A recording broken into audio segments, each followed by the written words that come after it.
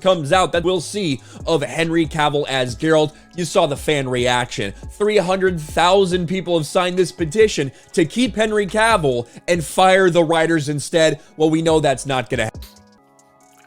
But yeah, so now apparently the audience scores are down to 17%. Yeah, I mean, I saw The Witcher Blood Origin, and Jesus Christ. Like, I was watching that for my channel, and I couldn't make it past the second episode. It was shocking how bad it was. And I was expecting it to be bad, and I was still kind of surprised, like, Jesus Christ, this is something else. It's like a woke fever dream, and it's abysmally made. That's what killed me on The Witcher, ultimately. It started with a single sentence, one moment, one quote that sent Netflix's entire fantasy empire crashing down. Liam Hemsworth, the man chosen to replace Henry Cavill as Geralt of Rivia, thought he was being confident, maybe even charming, when he said it. But within hours, that one remark spiraled into chaos. Fans called it arrogance, the internet called it tone deaf, and Netflix called it a nightmare. Because this wasn't just a bad press moment, it was the final nail in the coffin for The Witcher Season 4. A show already drowning under its own hype. What was supposed to be Netflix's big comeback turned into one of its biggest embarrassments. For all the positive reviews, well, you've got IGN, that's never a good sign, and as Critical Drinker says, they can't exactly be trusted when The Penguin got a 5, The Witcher got a 7, and The Marvels got an 8. It basically looks like their score goes up the more girl power a series has. Siri.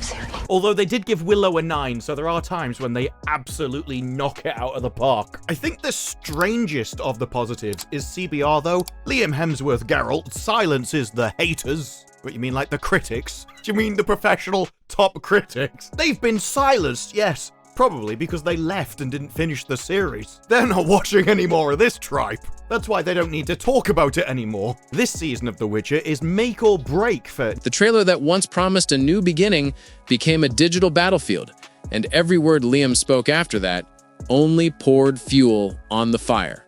But to understand how one interview could explode like that, you need to know how fragile things already were, because The Witcher wasn't just struggling, it was collapsing from within. There was a time when The Witcher was Netflix's crown jewel, the series that could finally stand toe-to-toe with Game of Thrones. Henry Cavill's dedication to the source material, his gritty performance, and his love for the fans made the show something special. But after Cavill's exit, everything changed.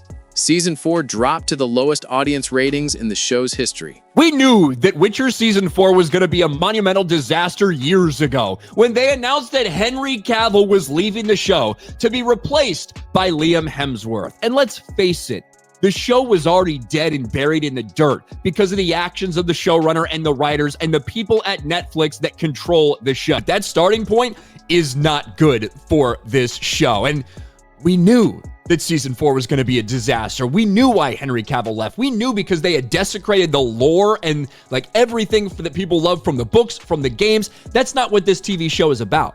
That barely 20% on Rotten Tomatoes and a staggering 1.7 on Metacritic. Numbers don't lie, and neither did the fans. Hashtags like #NotMyGeralt and Cavill was right started trending across social media within hours. Memes flooded the internet. Review videos tore the show apart, and even loyal fans admitted it felt soulless. What used to be a story about destiny had become a story about corporate burnout. And behind the scenes, Netflix executives were watching their billion-dollar fantasy dream crumble in real time. But if the ratings collapse was bad, what came next made it catastrophic. It was supposed to be a redemption moment. Liam Hemsworth had been quiet ever since Netflix announced he would take over as Geralt, and fans were cautiously waiting to see how he'd handle the pressure. I'm the most annoying guy on set because I'm saying, excuse me, you do realize that this should be happening and they wouldn't do that, and you haven't read this, that means this would be impossible. And everyone's just going, Henry, just shut up and do the thing. And I'm like, I don't want to do the thing because he wouldn't do it this way, and he can't. I have always looked at fan reactions, whether they be fully supportive or negative or aggressive or whatever they may be, as passion. Fans are just passionate. I'm a fan. Months of silence had left people wondering what he thought about replacing Henry Cavill, a man loved not just for his performance, but for his respect for the fans and the Witcher lore itself. So, when Liam finally sat down for a podcast interview titled Stepping into Geralt's Boots, the world was watching. This was his moment to show humility, to win people over. Instead, it became a masterclass in how one sentence can destroy months of careful marketing. The interviewer asked the question everyone wanted answered. What do you say to people who think no one can replace Henry Cavill? It was a softball, the kind of question meant to give an actor the chance to show grace. Liam chuckled and said, "Honestly, people just don't like change. If you call yourself a Witcher fan, maybe act like one." That single sentence detonated online like wildfire. Within hours, Twitter, TikTok, and Reddit were flooded with reactions. Fans clipped the quote and replayed it with dramatic music. One viral TikTok edit layered it over footage of Cavill saying, "Respect the source material." Another showed Liam's face morphing into the Netflix logo with the caption, "Corporate Geralt has entered the chat." The phrase, "maybe act like one," became a meme, sarcastically used every time Netflix posted something tone-deaf. The internet had its new catchphrase, and Liam's words were the punchline. Comment sections turned brutal. Fans called him arrogant, dismissive, and out of touch. Others defended him, saying he was just trying to sound confident, but the damage was already done. In an age where tone matters more than content, Liam's delivery came across as smug. Instead of empathy, he gave attitude. And the internet doesn't forgive attitude, especially not when replacing a fan favorite like Cavill. Even neutral movie critics weighed in. One wrote, "This wasn't confidence. It was corporate overconfidence dressed as charm." Another headline read, "Liam Hemsworth doesn't understand his own audience." Meanwhile, Henry Cavill's past interviews started resurfacing everywhere. Fans pulled up clips where Henry talked about his deep love for the Witcher books, his insistence on lore accuracy, and how he'd sometimes push back against writers when they strayed too far. In one viral moment, Cavill said, "As long as I can stay true to the source, I'll be happy." That quote now played side by side with Liam's, "Maybe act like one." The contrast couldn't have been harsher. One man spoke with passion, the other with ego. Influencers and YouTube creators jumped on it. Reaction videos popped up overnight. Liam Hemsworth just ended his career in 20 seconds. Geralt from Wish.com speaks out. And the interview that broke The Witcher. Each one racked up hundreds of thousands of views. People weren't just mad, they were entertained by the collapse. Internet culture loves a downfall, and Liam had unknowingly written the script for his own. Within 24 hours, the podcast episode was pulled from Spotify without explanation. But it was too late. Once something hits the internet, it never disappears. Re-uploads multiplied faster than Netflix could report them. Fan edits, mashups, and parodies flooded TikTok. Someone even made an AI deepfake of Geralt saying the line in Cavill's voice, and the caption read, "Even he wouldn't say that." Behind the scenes, Netflix's PR department reportedly went into emergency mode. According to an insider leak on X, formerly Twitter, executives were furious. They had warned Liam to avoid fan commentary, knowing how volatile the fandom was. But instead of building goodwill, he had handed the critics a golden soundbite. His words became the face of Netflix's arrogance, the symbol of everything fans hated about corporate Hollywood meddling in creative storytelling. By the end of the week, that one quote had done what no critic could. It united the fan base against Netflix. The ones who were willing to give Liam a chance now felt insulted. Review channels started titling videos with phrases like, "He told us to act like fans. So we did. We left." The damage was irreversible. What began as a simple interview spiraled into a full-blown cultural backlash, setting the stage for what would soon be remembered as Netflix's biggest PR collapse since Cuties. And the worst part? The world hadn't even seen the show yet. Trying to calm the storm, Liam joined a live stream Q&A to reconnect with fans. It was meant to be damage control, a chance to show humility, to rebuild trust. But the moment a viewer asked, "How do you respond to people saying you'll never be their Geralt?" everything fell apart. Liam leaned forward, smirked, and said coldly, "That's the problem. People act like they own the show." Silence followed. The clip spread across social media in minutes. The hashtag Liam Hemsworth meltdown trended globally. Comment sections turned into riots. One viral post called it career suicide in real time. Even entertainment outlets joined in, calling it the most disastrous press moment since the Cutie scandal. Memes exploded everywhere. Henry Cavill walking away in slow motion while Liam shouted, "Real fans don't leave." Every word Liam said made things worse. Instead of rebuilding trust, he confirmed every fear fans already had, that the people behind the show no longer respected the audience. Inside Netflix headquarters, the mood was chaos disguised as calm. PR managers whispered in hallways, Slack channels flooded with red alerts, and executives held emergency calls that lasted past midnight. The Witcher wasn't just another show, it was supposed to be Netflix's fantasy flagship, the series that could stand shoulder to shoulder with HBO's House of the Dragon. Instead, it had become the company's most public humiliation in years. What made it worse was that the backlash wasn't coming from critics or tabloids, it was coming from the fans who had built the show in the first place. These were the same people who made Toss a Coin to Your Witcher a viral hit. The same fans who bought the merchandise, joined the conventions, and flooded social media with edits of Henry Cavill's Geralt slicing through monsters in perfect sync with music. And now, those same loyal fans were turning their backs. Loudly. Netflix had faced bad press before, but this was different. Every tweet from the official Witcher account was instantly ratioed.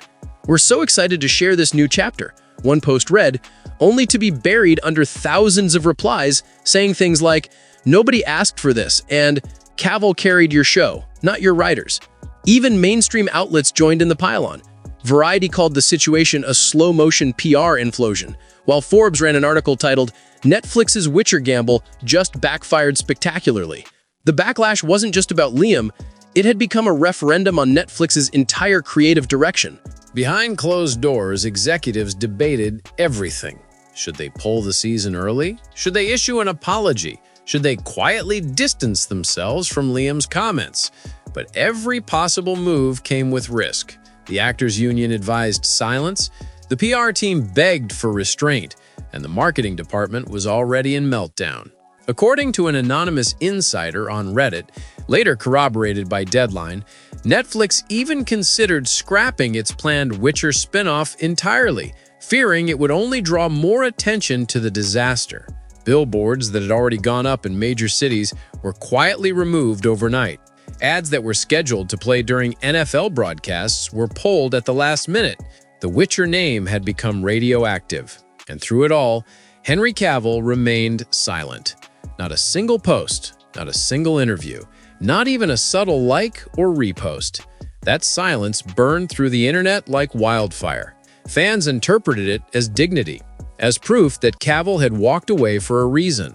Threads across Reddit and X dissected old interviews where Henry had hinted at creative differences with the writers, quoting his line about staying true to the source material. In hindsight, everything he said now sounded prophetic. Fans felt betrayed, not just by Netflix, but by the realization that Cavill had warned them this would happen. The irony was painful. While Netflix executives scrambled to contain the fire, Cavill didn't need to lift a finger. His silence did all the talking. Fan edits began trending again, this time under a new hashtag. Hashtag #BringBackCavill. One viral post compared him to Geralt himself. He fought monsters on screen and corporate ones off screen. Even Netflix's competitors began taking subtle jabs. Amazon Prime's fantasy account posted a meme reading, "Respect your heroes before they respect themselves enough to leave." It got over 1 million likes. By week's end, Netflix's PR department had issued internal orders. No new Witcher statements, no interviews, no public appearances. The platform had gone completely dark. But by then, silence wasn't damage control, it was surrender. Fans could sense it. They knew Netflix wasn't confident anymore. They knew the studio had lost faith in its own show. And when a company stops believing in its product, audiences don't forgive. They walk away. What started as a PR crisis had turned into a creative death spiral.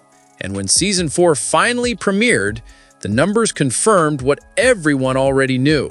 The Witcher had fallen, and it wasn't coming back. The day The Witcher Season 4 premiered, Netflix hoped the chaos would die down once people actually watched the show. It didn't. Within 4 days, data firm Samba TV reported just 577,000 households had tuned in, down 35% from Season 3, which had already lost half its audience. Critics called it visually stunning, but emotionally empty. Fans described it as cosplay with a budget. The charm was gone. The grit that once defined Geralt's world had been replaced by something that felt rehearsed, mechanical, and soulless. Even people who didn't follow the Henry Cavill drama said the energy was off. The world felt hollow, the story disconnected. Reaction videos racked up millions of views overnight with titles like, "We watch Witcher 4, so you don't have to." Every algorithm Netflix tried to please backfired spectacularly. But numbers were only part of the story, because the internet's verdict hit even harder. Once the memes began, there was no stopping them. Gerald from Wish.com became the most shared phrase on social media that week. TikTok was flooded with edits comparing Liam's performance to Cavill's iconic scenes. Fans picked apart every frame, the voice, the stance, the way he swung the sword, and decided it just didn't feel authentic. Even neutral viewers admitted it looked more like cosplay than chaos. Meanwhile, Cavill's clips from older seasons resurfaced everywhere, with captions like, "He didn't play Geralt, he understood him." That one quote outperformed Netflix's entire marketing campaign. Fans rallied behind Cavill as a symbol of integrity in an industry obsessed with algorithms. His silence became power. Liam's words became warning signs. And while Netflix's reputation took another hit, fans started asking a painful question. How did the platform that revolutionized streaming become the symbol of everything wrong with modern Hollywood? When the smoke cleared, The Witcher was no longer a fantasy epic. It was a corporate cautionary tale. What began as Netflix's bold attempt to build a new world ended as proof that passion can't be replaced by data. The show's soul vanished the moment the people behind it stopped caring about the story and started caring about the numbers. Henry Cavill never had to say, "I told you so." His silence said it for him. Fans saw in him something that Hollywood keeps forgetting: authenticity still matters.